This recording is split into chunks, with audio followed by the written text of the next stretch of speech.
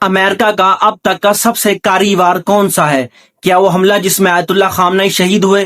نہیں، وہ متبادل لے آئے، بلکہ ایران قاسم سلیمانی، علی رجانی اور علی شمخانی کا متبادل بھی لے آیا، مگر اس کے پاس اپنی بندرگاہوں کی امریکی ناکہ بندی کا کوئی متبادل نہیں ہے۔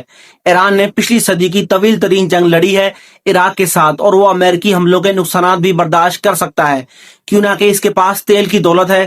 اس کے پاس چین اور بھارت سمیت دیگر گاہک بھی موجود رہے ہیں، لیکن اب اگر یہ تیل فروخت نہیں ہوگا تو حقیقت یہ ہے کہ گرم جنگ کو ٹھنڈی جنگ میں بدل کے امریکہ نے اپنا بڑا خرچہ کم کر لیا ہے، جو روزانہ $1 ارب بیان کیا جا رہا تھا، مگر ایران کا عملی نقصان بہت زیادہ بڑھا دیا گیا ہے۔ اب تک ایران کا نقصان $250 ارب سے زیادہ کا ہو چکا ہے، اور اب روزانہ $500 ملین کا نقصان۔ اہم بات یہ ہے کہ امریکہ یہ جنگ برسوں تک لڑ سکتا ہے، مگر ایران نہیں۔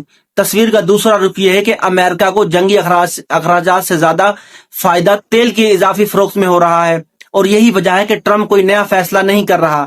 حل صرف ایک ہے جو پاکستان نے پیش کیا ہے، یعنی ایک مستقل معاہدہ، ورنہ ایران یہ جنگ ہارنے کے قریب ہے۔